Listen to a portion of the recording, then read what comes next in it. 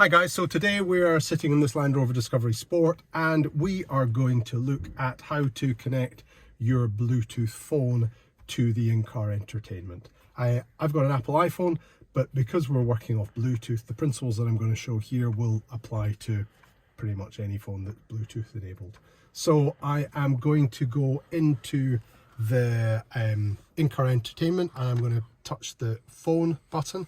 No phone connected, it says connect to the device now. I'm going to select yes, and I am going to say search for Bluetooth devices because I haven't synced this before. I'm then going to go onto my phone and I'm going to look at my Bluetooth and I'm going to see if I can find different connections. You can see there I have got a Discovery Sport. If I select that, and then it's asking me here, does this passkey match what is shown on your Bluetooth device 829937, and it does.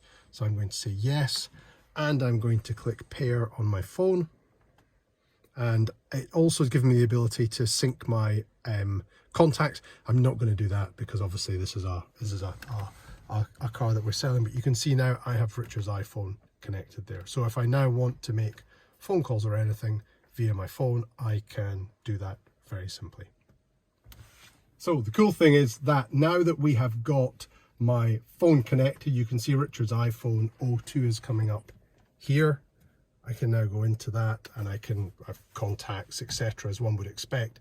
But the other really cool thing is that if I go into media and I turn my audio on,